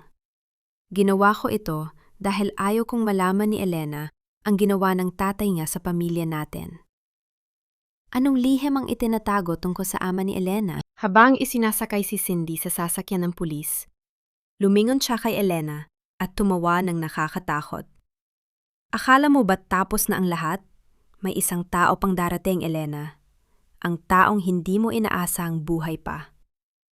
Hindi lahat ng pagkabilanggo ay nasa loob ng mga rehas na bakal. Ang pinakamabigat na tanikala ay ang galit na pilit mong itinatago sa iyong puso ng napakahabang panahon. Ang amoy ng gamot at ang tuyong hangin mula sa aircon sa loob ng VIP room ng ospital ay tila sumasakal sa katahimikan. Doon, sa gitna ng malalambot na unan at mamahaling kumot, nakahiga si Doña Aurora. Isang babaeng dati ay kinatatakutan ng lahat, ngunit ngayon ay tila isang tuyot na dahon na lamang na hinihintay na liparin ng hangin. Wala na ang kanyang mga gintong alahas. Tanging ang puting swero na nakakabit sa kanyang manipis na ugat ang nag-uugnay sa kanya sa mundong pilit niyang pinagharian. Dahan-dahang bumukas ang pinto. Pumasok si Elena nang walang anumang ingay. Ang kanyang bawat hakbang ay maingat at puno ng bigat. Tumigil siya sa paanan ng kama. Pinagmamasdan ang babaeng sumira sa kanyang buhay. Ang babaeng naging mitya ng kanyang bawat luha. Nandito ka na pala, mahinang bulong ni Aurora. Ang kanyang boses ay paos at tila nanggagaling sa ilalim ng lupa. Hindi niya magawang lumingon, ngunit alam niya ang amoy ng presensya ni Elena. Nandito ka ba para pagtawanan ng aking pagbagsak? Para makitang wala ng reyna ng mga De Leon? Hindi ako nandito para sa iyong korona, Mama, sagot ni Elena. Ang kanyang tinig ay malamig, ngunit hindi galit. Nandito ako para sa sarili ko. Para itapon ang huling pira-piraso ng sakit na itinanim ninyo sa puso ko. Humarap si Aurora sa kanya. Ang kanyang mga mata ay nananatiling may bakas ng pait. Akala mo ba ay napakasama ko? Ang tatay mo ang unang sumira sa amin. Dahil sa kanya, muntik nang mabaon sa utang ang pamilya ko noong bata pa ako. Ginamit ko ang kasal ninyo ni Ricardo para bawiin ang dapat ay sa amin. Justice, Elena. Yon ang tawag ko doon. Napiling si Elena. Ang kanyang mga mata ay napuno ng luha ng awa, hindi para sa kanyang sarili, kundi para sa kaluluwa ni Aurora na tila bulag sa tunay na katarungan. Ang hustisya ay hindi kailanman itinatayo sa ibabaw ng kasinungalingan. Pinili ninyong maging bilanggo ng nakaraan at sa paggawa niyon, isinama ninyo si Ricardo. Isinama ninyo ako. Sa gitna ng kanilang pag-uusap, pumasok si Ricardo. Bitbit niya ang isang makapal na sobre. Ang kanyang mukha ay seryoso, walang bakas ng pag-aalinlangan. Lumapit siya sa kama at inilapag ang sobre sa tapat ng kanyang ina. Lahat ng manako, ang lahat ng shares ko sa kumpanya, isinuko ko na sa Board of Directors. Deklara ni Ricardo, ang bawat salita ay may tunog ng pinalidad. Gagamitin ang malaking bahagya niyon para bayaran ang lahat ng utang at pinsalang idinulot ninyo kay Elena at sa kanyang lupain sa Batangas. Magsisimula ako ng walang pangalan ng De Leon, Mama. Magsisimula ako bilang isang tao lang. Ricardo! Baliw ka na ba? Hiyaw ni Aurora. Pilit na bumabangon, ngunit mabilis din siyang nanghina at napasandal sa unan. Ang tunog ng mabilis na pagtibok ng kanyang puso sa monitor ay tila isang mabilis na tambol na nagpapahiwatig ng kanyang takot. Mas baliw ang manatili sa isang bahay na puno ng kasinungalingan. Sagot ni Ricardo bago tumingin kay Elena nang may pagsusumamo. Elena, hindi sapat ang yaman para bayaran ang lahat. Pero ito ang simula ng aking paghingi ng tawad. Lumapit si Elena sa tabi ni Aurora. Sa isang bihirang pagkakataon, hinawakan niya ang nanginginig na kamay ng matanda. Hindi ito mahigpit, ngunit mararamdaman ang init ng isang taong nahanap na ang kapayapaan. Pinatatawad ko na kayo, Mama, Bulong ni Elena. Hindi dahil karapat-dapat kayo sa patawad, kundi dahil karapat-dapat ako sa katahimikan. Ito na ang huling pagkakataon na makikita ninyo ako. Mula sa araw na ito, ang pangalang Elena de Leon ay hindi na mag-e-exist. Ibabalik ko ang sarili ko sa kung sino ako bago ninyo ako nakilala. Ang matinding emosyon ng pagpapatawad at pagpapahawala. Ang pakiramdam ng tagumpay ni Elena hindi sa pamamagitan ng paghihigante, kundi sa pamamagitan ng pagpapakatao. Ang sandaling hinawakan ni Elena ang kamay ni Aurora. Ang kamay na dating sumasampal at nagtataboy sa kanya upang sabihin ang huling paalam. Isang pagpapakita na ang kabutihan ay mas malakas kaysa sa anumang yaman. Sino ang taong hindi inaasahang buhay pa na binanggit ni Cindy sa nakaraang kabanata? May kinalaman ba ito sa sobrang iniwan ni Ricardo? Paglabas ni Elena ng ospital, isang dayuhang lalaki na may dalang business card ang lumapit sa kanya. Miss Elena, I'm from a global floral design firm in Paris. We've seen your work in the market fire coverage and your recovery. We want you to be our chief designer. Departure is in 3 days. Minsan, ang pinakamahirap na hakbang ay hindi ang pag-alis sa lugar na nanakit sa iyo, kundi ang pagpili kung babaunin mo ba ang mga alaala o iiwanan mo na lang ang mga ito sa ilalim ng mga talulot ng kahapon. Ang loob ng maliit na silid ni Elena sa bahay ni Tia Merly ay napupuno na ngayon ng mga nakatiklop na damit at ilang piraso ng mga tuyong bulaklak na kanyang isinalba mula sa sunog. Ang maleta sa ibabaw ng banig ay tila isang bukas na pintuan patungo sa isang buhay na malayo sa ingay ng Maynila, malayo sa mga anino ng mga De Leon. Sa kanyang kamay ay ang business card mula sa Paris, isang pagkakataon na pinapang-arap ng bawat designer, isang tiket patungo sa kalayaan. Isang mahinang katok sa pintong gawa sa plywood ang bumasag sa kanyang pag-iisip. Hindi ito ang marahas na katok ng mga pulis o ang mapang-utos na katok ni Doña Aurora. Ito ay isang mahinin at tila nag-aalin lang ang tunog. Elena, maari ba tayong mag-usap? Ang tinig ni Ricardo ay gumaralgal, puno ng pagod, ngunit may bahid ng pagsisikap na maging matatag. Binuksan ni Elena ang pinto. Nakita niya si Ricardo na nakatayo sa madilim na eskinita. Hindi na suot ang kanyang mamahaling suit. Ngayon, nakasuot na lamang siya ng simpleng t-shirt at pantalon. Ang kanyang mga kamay ay may bakas ng dumi mula sa pagtulong sa paglilinis ng mga labi ng sunog sa palengke. Wala ng kotse o driver sa likuran niya. Naglakad lamang siya patungo rito. Nabalitaan ko ang tungkol sa Paris. Panimula ni Ricardo habang nakatitig sa maleta sa loob. Hindi ako nandito para pigilan ka. Nandito ako para hilingin na sana. Bago ko umalis, maaari ba tayong magsalusalo sa huling pagkakataon? Isang simpleng hapunan lang, bilang 2 tao lang. Sa gitna ng maliit na kusina na amoy, usok at bawang, naupo ang 2 sa mga lumang upuang kahoy. Walang mamahaling wine, tanging tubig lamang sa isang lumang pitsel. Ang ulam nila ay tuyo at kamatis. Ang pagkain na dati ay hindi man lang titingnan ni Ricardo sa kanilang mansyon. Ngunit sa pagkakataong ito, kinakain niya ito ng may gana. Tila ito ang pinakamasarap na putahe sa mundo, dahil kasalo niya ang babaeng muntik na niyang tuluyang mawala. Elena, hindi ko alam kung paano sisimulan ang paghingi ng tawad sa bawat segundo na pinaramdam ko sa iyong hindi ka sapat. Bulong ni Ricardo habang nakatingin sa kanyang plato. Ang pag-alis mo sa bansa ay ang pinakamagandang bagay para sa iyo. Doon, hindi ka lang asawa ni Ricardo. Doon, ikaw ay si Elena, ang mahusay na artist. Tumingin si Elena sa kanya. Nakita niya ang sinseridad sa mga mata ng lalaki, isang bagay na matagal na niyang hinahanap noon. Ang distansya sa pagitan ng kanilang mga kamay sa ibabaw ng mesa ay tila ilang sentimetro na lamang. Ngunit para kay Elena, ito ay tila isang malawak na karagatan pa rin. Paris is my dream, Ricardo. Mahinang sagot ni Elena.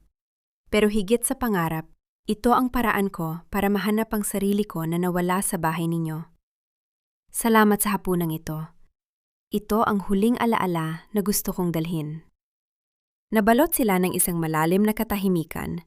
Isang katahimikan na hindi nakakabingi, kundi puno ng mga salitang hindi na kailangang bigkasin.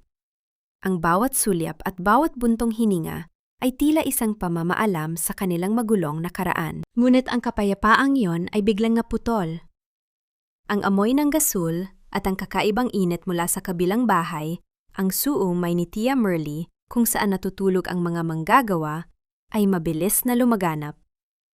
Ang tunog ng paglamas ng apoy sa mga tuyong tela ay nagsimulang umalingaw-ngaw sa buong eskinita. Sunog! Ang bodega! Si Tia Merly nandun sa loob!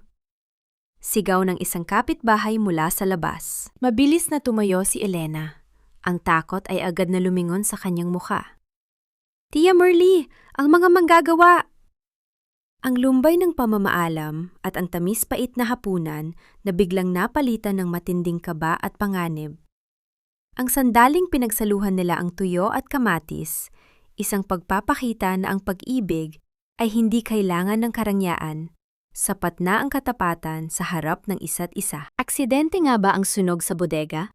O may huling ganti pa ang mga tauhan ni Cindy bago sila tuluyang makulong? Tumakbo si Ricardo patungo sa naglalagablab na bodega nang hindi nag-iisip. Lumingon siya kay Elena sa huling pagkakataon bago pumasok sa gitna ng makapal na usok. Elena, huwag kang papasok! Hintayin mo ako rito! Isang malakas na lagapak ng bumagsak na kisame ang narinig ni Elena. Kasunod ng paglamon ng apoy sa tanghing lagusan ng bodega. Ang init na nagmumula sa naglalagablab na bodega ay tila isang dambuhalang kamay na humahablot sa hininga ni Elena. Ang bawat paghampas ng apoy sa tuyong tela at kahoy ay lumilika ng isang nakatutulig na tunog, tila isang mabilis na paglamas ng gutom na halimaw sa lahat ng bagay na madaanan nito. Ang itim at makapal na usok ay dahan-dahang lumalamon sa buong eskinita. Kinagawang gabi ang paligid sa gitna ng liwanag ng apoy. Ricardo, wag! Pumalik ka rito! Sigaw ni Elena. Ang kanyang boses ay halos mawala sa gitna ng gulo at ingay ng mga taong nagtatakbuhan bitbit ang mga timba ng tubig. Ngunit hindi na siya narinig ni Ricardo. Ang anino ng lalaki ay tuluyan ng nilamon ng makapal na usok sa loob ng bodega. Sa loob, ang bawat sulok ay puno ng panganib. Ang mga nagbabagang post ay isa-isang bumabagsak, lumilika ng mga sport na tila mga sumasayaw na demonyo sa dilim. Nakita ni Ricardo si Tia Merly sa dulo ng silid, nakasubsob sa sahig at hindi makagalaw dahil sa isang mabigat na aparador na bumagsak sa kanyang paanan. Tia Merly, kumapit tayo! Sigaw ni Ricardo habang pilit na itinataas ang mabigat na kahoy.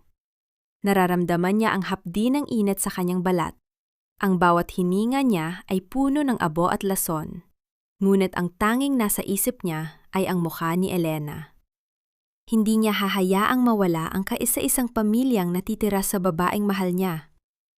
Sa isang matinding puwersa, naitulak niya ang aparador at binuhat ang matanda. Sa labas, nakasandal si Elena sa pader ng kanilang bahay. Nanginginig ang buong katawan habang ang kanyang mga mata ay hindi umaalis sa pintuan ng bodega. Ang bawat segundo ay tila isang taon ng paghihirap. Dito niya napagtanto ang isang masakit na katotohanan, na sa kabila ng lahat ng galit, sa kabila ng lahat ng sakit na idinulot ni Ricardo, hindi niya kayang makita ang lalaking ito na mawala ng tuluyan sa kanyang mundo. Ang pangarap sa Paris, ang kalaya ang hinahangad niya, ay tila nawala ng ningning sa harap ng posibilidad na ito na ang huling pagkakataon na makikita niya si Ricardo. Isang malakas na lagapak ng bumagsak na kisame ang yumanig sa lupa, kasunod ng pagbuga ng mas malakas na apoy mula sa loob. Napaupo si Elena sa semento. Ang kanyang mga luha ay mabilis na natutuyo dahil sa init. Patawad, Panginoon. Huwag ninyo siyang kunin sa akin. Bulong niya sa gitna ng hikbi. Ngunit sa gitna ng impyerno, lumitaw ang isang figura.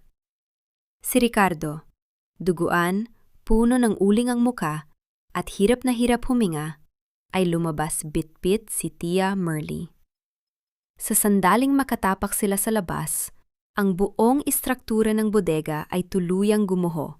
Lumilika ng isang malakas na tunog ng pagkawasak na nagpatahimik sa lahat ng tao sa paligid. Mabilis na tumakbo si Elena patungo sa kanila. Kinuha ng mga kapitbahay si Tia Merly, habang si Ricardo ay dahan-dahang bumagsak sa bisig ni Elena. Ang kanyang mga mata ay halos hindi na maidilat, ngunit nang maramdaman niya ang haplos ng asawa, pilit siyang ngumiti. Ligtas na siya, Elena. Paos na bulong ni Ricardo bago tuluyang mawalan ng malay sa kandungan ng dalaga. Ang matinding takot at desperasyon na nauwi sa isang malalim na realisasyon ng pag-ibig. Ang paghanga ng mga tagapakinig sa tunay na pagbabago ni Ricardo mula sa pagiging makasarili patungo sa pagiging mapagsakripisyo. Ang sandaling niyakap ni Elena si Ricardo na puno ng uling at khoibuy, hindi alintana ang dumi o ang init, habang binubulong sa lalaki na huwag siyang iiwan. Ito ang sandaling ang lahat ng pader sa pagitan nila ay tuluyan ng natupok ng apoy, hindi ng galit, kundi ng pag-unawa. Sino ang nakitang tumatakbo palayo sa bodega bago magsimula ang sunog? May kinalaman ba ito sa banta ni Cindy bago siya makulong? Sa loob ng puting silid ng ospital, nakatitig si Elena sa monitor ng puso ni Ricardo. Ang tunog ng bawat tibok ay tila isang hiling na nawa ay magising na ito. Biglang pumasok si Gabriel. Ang kanyang mukha ay seryoso. Elena, may nakuha kaming balita. Hindi aksidente ang sunog. At ang taong nag-utos nito, hindi si Cindy. May isa pang tao na gustong burahin ang lahat ng ebidensya ng nakaraan ng tatay mo. Sa bawat paglubog ng araw, may pangako ng isang bagong umaga. Hindi dahil nawala ang mga sugat ng kahapon, kundi dahil natutunan nating maglakad ng may dangal sa gitna ng mga peklat ng ating nakaraan. Ang tunog ng bawat tibok ng puso sa monitor ng ospital ay tila isang regular at payapang martilyo na nagpapatatag sa pag-asa ni Elena. Nakaupo siya sa tabi ng higaan ni Ricardo, hawak ang kamay ng lalaki na dati ay tila napakalayo, ngunit ngayon ay muling naging kanlungan. Ang sikat ng araw sa labas ng bintana ay dahan-dahang gumagapang sa puting kumot, nagbibigay ng init sa malamig na silid. Dahan-dahang idinilat ni Ricardo ang kanyang mga mata. Ang unang nakita niya ay ang mukha ni Elena. Hindi na ang mukhang puno ng takot o galit, kundi ang mukhang puno ng pag-unawa at isang uri ng pag-ibig na dumaan sa matinding apoy. Nandito ka. Paos na bulong ni Ricardo, ang kanyang boses ay tila isang marahang hangin na humahaplos sa katahimikan. Akala ko ay nasa Paris ka na. Hindi kayang lumipad ng isang ibon kung ang kanyang puso ay naiwan sa gitna ng baw. Sagot ni Elena. Ang kanyang mga mata ay nagniningning sa namumuong luha. Ligtas na si Tia Merly, Ricardo. At ikaw, salamat dahil bumalik ka sa akin. Pumasok si Gabriel sa silid, bit-bit ang ilang mga papeles. Ang kanyang mukha ay hindi na bakas ng kaba. Elena, Ricardo, tapos na ang lahat. Ang taong lag-utos ng sunog, ang dating tauhan ni Cindy, at ang kasabwat sa loob ng opisina ng ama mo ay nasa kamay na ng mga otoridad. Ang ebidensyang itinago ng abogado ng tatay mo, ang taong akala nating lahat ay pumanaw na pero nagtago lang pala dahil sa takot, ay lumabas na. Ang lupain sa Batangas at ang lahat ng ninakaw sa pamilya mo ay muling maibabalik sa iyo, Elena. 1 taon ang mabilis na lumipas. Ang amoy ng mga sariwang mirasol, rosas at lily ay muling namahay sa isang maganda at maayos na tindahan sa tapat ng isang tahimik na kalsada. Hindi na ito isang maliit na sapa sa gilid ng kalsada. Ito ay ang Elena's Sanctuary. isang flower and event design shop na kilala na sa buong lungsod. Ngunit sa likod ng tagumpay na ito, hindi ang yaman ang ipinagmamalakay ni Elena. Mula sa kusina ng shop, lumabas si Ricardo bit-bit ang 2 tasa ng kape. Wala na siyang suot na mamahaling suit. Isang simpleng polo shirt at apron ang kanyang gamit habang tinutulungan si Elena sa pag-aayos ng mga deliveries. Ang kanyang dating mataas na posisyon sa kumpanya ay ipinalit niya sa isang buhay na puno ng serbisyo at pagpapakumbaba. May deliver tayo para sa anibersaryo sa Batangas, mahal. Nakangiting sabi ni Ricardo habang inilalagay ang kape sa lamesa. Tiningnan ni Elena ang kanyang asawa. Sa kanyang daliri, kumikinang ang isang simpleng gintong singsing. Hindi ang singsing ay ibinigay ng mga De Leon, kundi ang singsing na binili nila mula sa kanilang unang kinita sa shop. Ang singsing na ito ay hindi simbolo ng pag-aari, kundi simbolo ng isang bago at pantay na kasunduan. Sa dulo ng araw, naglakad ang dalawa sa dalampasigan ng Batangas. Sa mismong lupain na dati ay naging mitsa ng kasakiman. Ang tunog ng mga alon na humahampas sa pampang ay tila isang mahinahong musika na nagpapatahimik sa anumang ingay ng nakaraan. Nakatingin sila sa malawak na dagat, kung saan ang langit ay nagdidikit sa tubig sa kulay ng kahel at lila. Salamat dahil hindi ka sumuko sa akin, Elena. Bulong ni Ricardo habang inakbayan ang asawa. Hindi ako sumuko sa iyo, Ricardo. Pinili ko lang na hanapin ang sarili ko bago kita muling tanggapin. Sagot ni Elena habang isinasandal ang kanyang ulo sa balikat ng lalaki. Ngayon, hindi na tayo biktima ng ating mga magulang. Tayo na ang sumusulat ng sarili nating kwento. Hawak kamay silang nakatayo sa harap ng dambuhalang karagatan. Ang bao ay lumipas na, at sa gitna ng katahimikan, nahanap nila ang isang uri ng kaligayahan na hindi kailanman mabibili ng ginto. Ang kaligayahan ng 2 kaluluwang malaya, nagmamahalan, at higit sa lahat, may kapayapaan sa isa't isa.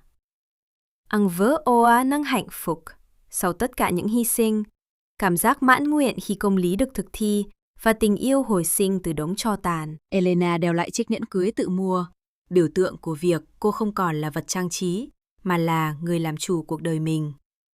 Một nụ cười bí ẩn của Elena khi nhìn vào tờ giấy xét nghiệm trong túi xách. Một mầm sống mới đang bắt đầu. Ricardo quỳ xuống cát, hôn lên tay Elena và nói, Dito, sa harap ng dagat, ipinangako ko, ikaw lang, hanggang sa huling tibok ng puso ko. Ang ritmo ng bawat tibok ng puso sa monitor sa loob ng puting silid ng ospital ay tila isang regular at payapang martilyo na dahan-dahang nagpapatatag sa naghilom na pag-asa ni Elena. Nakaupo siya sa tabi ng higaan ni Ricardo, mahigpit na hawak ang kamay ng lalaki na dati ay tila napakalayo sa kanyang damdamin. Ngunit ngayon ay muling naging kanyang tanging kanlungan. Ang sikat ng araw mula sa labas ng bintana ay dahan-dahang gumagapang sa ibabaw ng puting kumot, nagbibigay ng kakaibang init sa gitna ng malamig at tahimik na silid. Dahan-dahang idinilat ni Ricardo ang kanyang mga mata, at ang unang imaheng bumungad sa kanya ay ang mukha ni Elena. Hindi na ang mukhang puno ng takot, pag-aalinlangan, o galit, kundi ang isang mukhang puno ng malalim na pag-unawa at isang uri ng pag-ibig na dumaan at nagtagumpay sa pinakamatinding apoy. Nandito ka. Paos at mahinang bulong ni Ricardo, ang kanyang boses ay tila isang marahang hangin na humahaplos sa katahimikan. Akala ko ay nasa Paris ka na. Akala ko ay iniwan mo na ako sa gitna ng abo. Hindi kayang lumipad ng malayo ng isang ibon kung ang kanyang puso ay naiwan sa gitna ng bao. Sagot ni Elena, habang ang kanyang mga mata ay nagniningning sa namumuong luha ng kagalakan. Ligtas na si Tia Merly, Ricardo. At ikaw? Salamat dahil pinili mong bumalik sa akin sa kabila ng lahat. Pumasok si Gabriel sa silid, bit-bit ang ilang mahahalagang papeles. Ang kanyang mukha ay hindi na bakas ng kaba o pag-aalala, kundi isang maaliwalas na ngiti. Elena, Ricardo, sa wakas ay tapos na ang lahat. Ang taong nag-utos ng sunog, ang dating tauhan ni Cindy, at ang kasabwat sa loob ng opisina ng ama mo ay nasa kamay na ng mga awtoridad. Ang ebidensyang itinago ng abogado ng tatay mo, ang taong akala nating lahat ay pumanaw na, pero nagtago lang pala dahil sa takot, ay lumabas na rin. Ang lupain sa Batangas at ang lahat ng ninakaw sa pamilya mo ay muling maibabalik sa iyo, Elena. Justice is finally served. Isang taon ang mabilis na lumipas mula nang maganap ang huling gabi ng trahedya. Ang amoy ng mga sariwang mirasol, rosas at lily ay muling namahay sa loob ng isang maganda at maayos na tindahan sa tapat ng isang tahimik na kalsada sa probinsya. Hindi na ito isang maliit na sapa sa gilid ng kalsada. Ito ay ang Elena's Sanctuary, isang flower and event design shop na unti-unti nang kinikilala sa buong lalawigan. Ngunit sa likod ng tagumpay na ito, hindi ang yaman o katanyagan ang ipinagmamalaka ni Elena. Mula sa kusina ng shop, lumabas si Ricardo bitbit ang 2 tasa ng mainit na kape. Wala na siyang suot na mamahaling suit o itim na kurbata. Isang simpleng polo shirt at apron ang kanyang gamit habang masayang tinutulungan si Elena sa pag-aayos ng mga deliveries.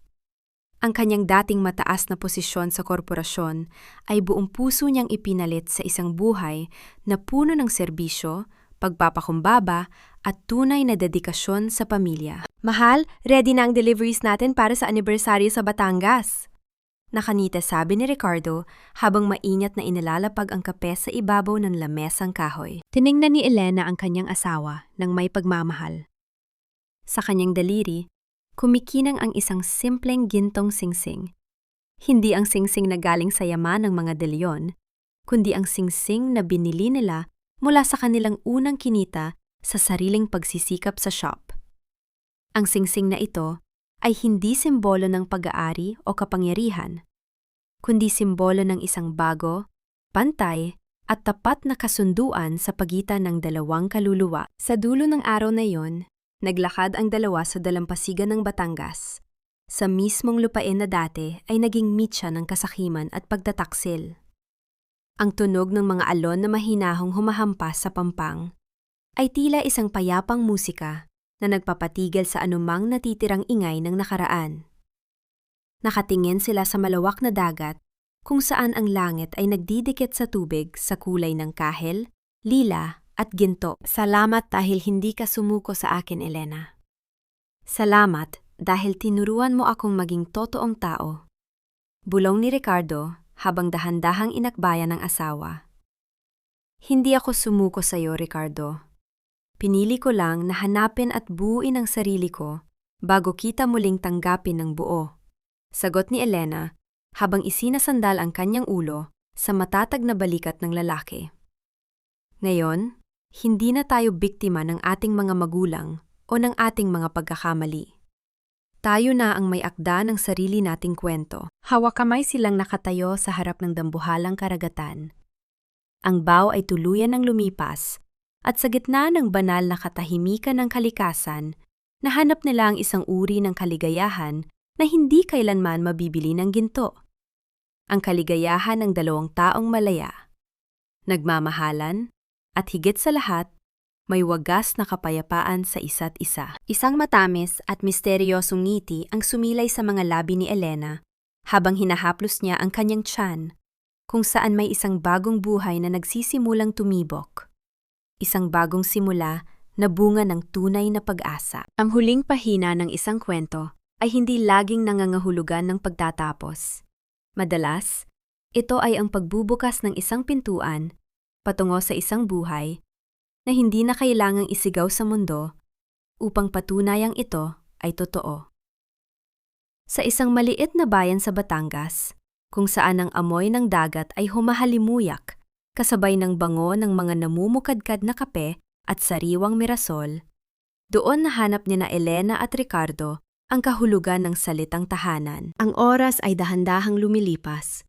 Tila isang mahinahong agos ng ilog na humuhugas sa bawat bakas ng pait at dumi ng nakaraan. Sa loob ng 1 taon, ang mansyon ng mga De Leon sa Makati ay nanatiling tahimik at bakante. isang dambuhalang monumento ng isang kahariang gumuho dahil sa kasakiman.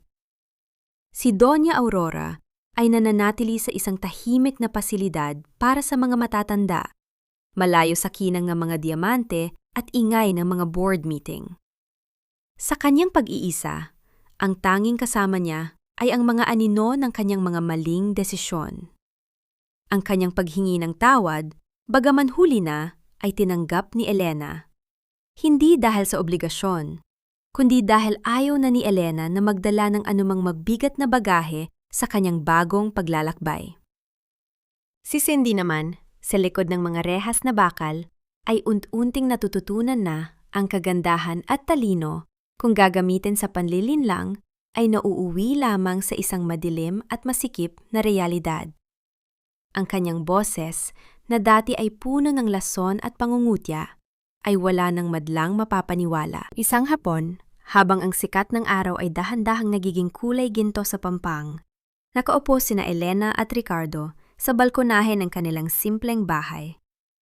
Hawak ni Ricardo ang isang maliit na sapatos ng sanggol, hinahaplos ang malambot na tela nito ng may matinding pag-iingat.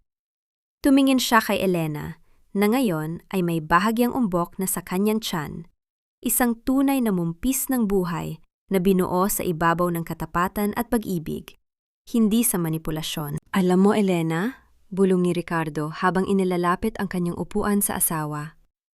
Dati, akala ko ang pagprotekta sa iyo ay ang pagkulong sa iyo sa isang gintong hawla.